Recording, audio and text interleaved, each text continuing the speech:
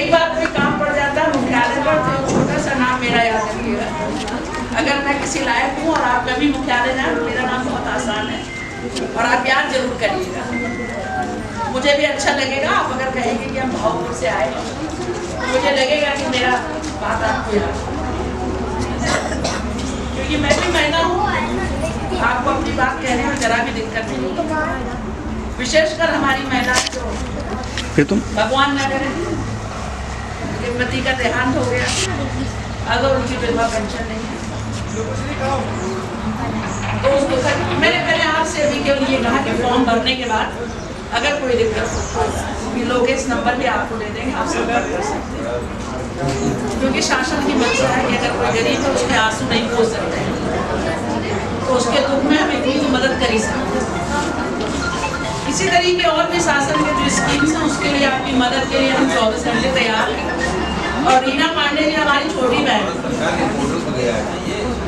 जितना सम्मान ये करती है शायद है कोई अपनी सगी बहन भी नहीं करेगी। एक बार मैं इनको इनकी संस्था में काम करने के लिए जहाँ भी वो रहती हैं इतना सम्मान वो देती है, इतना सगी छोटी बहन भी नहीं दे सकती। एक बार जोरदार तालियां देना।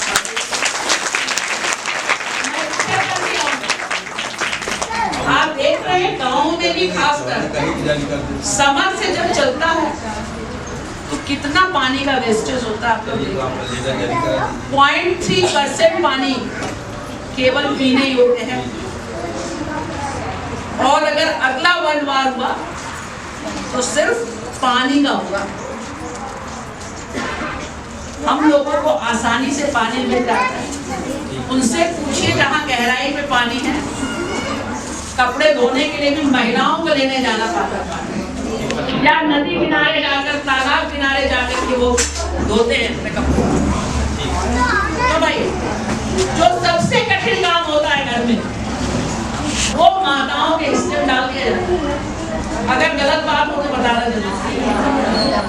अगर धान भीग गया, मैं बड़े आदमियों की बात नहीं करती, आप अपने लोगों के लेवल की बात करते हैं। उस धान को सुखाने की जिम्मेदारी किसकी है? घर में रहने वाली महिलाओं की।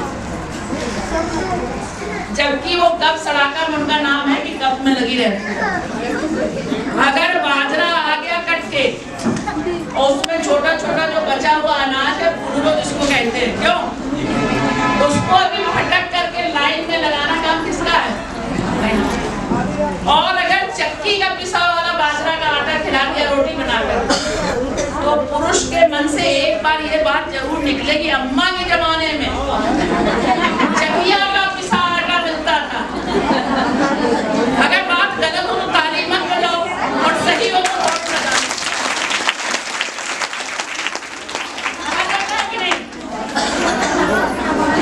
चकिया का पिसा आटा, अरे भैया इतनी गजब की रोटी बाजरा की और चना का साग और के साग, अरे गजब, भगवान एक तरफ और रोटी एक तरफ। लेकिन किसी ने ये नहीं देखा कि तब कौन से संसाधन थे। तब माताओं बहनों के पास सिर्फ एक काम था, वो भी घर गृहस्थी का।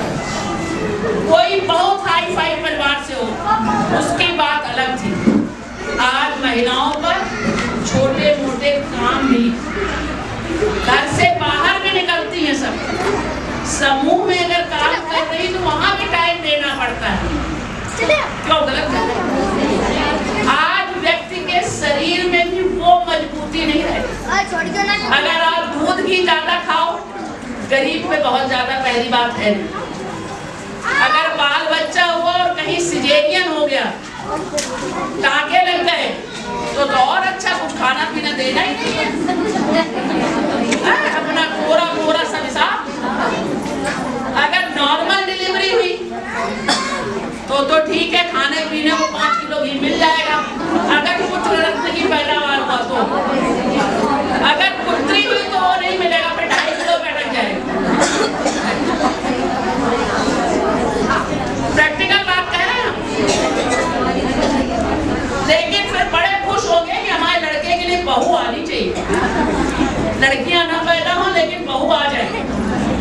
मैं विषयांतर नहीं आ रही हूँ, जल के दोहन पे रोक लगाना। जो हम लोग पानी का वेस्टेज करते हैं, कोशिश करिए अगर घर के आसपास जगह है तो उस पानी से आप एक छोटी सी नर्सरी, एक क्यारी लगा लीजिए। हमने देखा औरतें लौकी खरीदने नहीं जाती कहीं। पुरानी औरतें दूसरा बीजा, हमारी सास में थी, हम देखते थे फूटे वाली तरह, दो बीज गाड़ लेती थी कचरिया के और दो ठो लौकी तरोई ढूंढ के, और सीजन भर का खूब पैदा हो जाता था। एक बार तो 10-20 लौकी पैदा होती थी, इतनी बड़ी बड़ी हो जाता है कि नहीं। जरूरत भर की धनिया, सब्जी का स्वाद बनाने के लिए आपके किचन गार्डन जो है, अगर आप आधुनिक भाषा में कहें तो उसी को किचन गार्डन कहें। आपस में बातचीत नहीं, शांति। तो आप लोगों को पानी का वेस्टेज भी रोकना है। और समझो हमारी बात में, हाँ फिर दिक्कत थोड़ा रुके तक चाहे। अगर आप पानी का वेस्टेज रोकेंगे तो हमको जल संरक्षण पे जोर देना। पेड़ कट रहे हैं, आप देख रही हाईवे बना, कितने पेड़ कटे, उसके बदले कहाँ पेड़ लगे। लोग कहते हैं साहब प्रकृति का संतुलन बिगड़ रहा है। प्रकृति का संतुलन बिगड़ेगा, हम लोग भी तो अब प्रकृति के साथ खिलवाड़ कर रहे हैं। पहले हैंडपंप से और कुएं से पानी भरा जाता था, ऊर्जा लगती थी। अब तो बस केवल बटन दाबना है, पानी आ गया। वो नहा रहे खड़े खड़े, भैंस नहाई जा रही, सड़क पे पानी फैल रहा, कोई कुछ कहे तो लड़ने को हमारा। तो ये पानी का वेस्टेज रोकना है हमको, आपको। और प्रकृति में जो पेड़ पौधों के साथ छेड़छाड़ हो रही है उसको भी रोकना है कि पेड़ न कटे। अगर काटना पड़े तो हमें उसकी जगह वृक्ष लगाना है। हर साल गांव में पौधे बढ़ते हैं। जुलाई के महीने में कितने पौधे जिंदा हैं? हर साल पौधे बढ़ते हैं, ब्लॉक से जोड़ बढ़ता है, वन विभाग से जोड़ बढ़ता है। हमें उन पौधों का भी संरक्षण रखना है। आपस में बात नहीं, क्या बात है? अगर नहीं पसंद है मना कर दीजिए, हम सर को माइक देते हैं, वो बोल रहे हम लोग जाएं, क्या करें? केवल ताली बजाने से काम नहीं चलता। बच्चों को बिस्कुट दे दो, देर हो गई है, बच्चों को बिस्कुट दे दो। तो आप लोगों को प्रकृति से छेड़छाड़ न हो। जंगल जो हमारे कट रहे हैं ये न कटें। जो घर से पानी निकल रहा उससे भी किचन गार्डन तैयार करें। और मातृशक्ति को आगे बढ़ाने के लिए स्वावलंबी भी बनना। जंगल दिखाई पड़ रहे हैं, पेड़ पौधे भी कम हो रहे हैं, पेड़ पौधे पे जोर देना है। हम लोगों को ज्यादा से ज्यादा प्रकृति के साथ अच्छा बर्ताव करना है। अगर हम लोग प्रकृति का साथ नहीं देंगे तो आने वाले समय में इतना बड़ा संकट आएगा, त्राही त्राही बचेगी। सबसे पहले जल के लिए आप देख रहे हैं गर्मियों में इतनी भयंकर गर्मी पड़ती है, आज मजबूर होना पड़ा। ये कार्यक्रम आप लोगों के लिए जो रखा गया है केवल पर्यावरण जागरूकता कार्यक्रम, आज सिर्फ इसी पर चर्चा होनी है। और ये जरूरी नहीं कि हम लोग यहाँ बैठे हमारे विचार बहुत अच्छे हो सकता है हम लोगों से अच्छा काम आपके द्वारा किया जा रहा हो, क्योंकि अंतर्मुखी प्रतिभा होने के कारण बहुएं बेटियां अपनी बात को नहीं रखती। मैं तो माताओं से भी कहना चाहूंगी जो बड़ी बुजुर्ग हैं, कई बार ऐसा भी हो सकता है कि आपकी बहू आपसे ज्यादा होशियार है, उसके भी अनुभव का लाभ उठाइए। आज सास बहू की लड़ाइयाँ क्यों होने लगती हैं?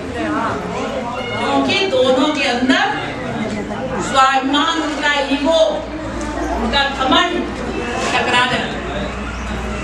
और अगर माँ बेटी जैसा प्रेम हो जाए तो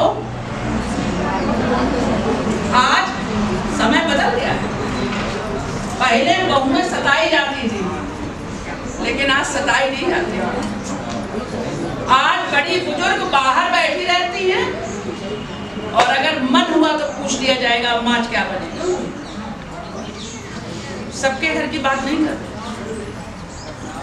प्रेम से रहिए, प्रेम में परिवार चलता है।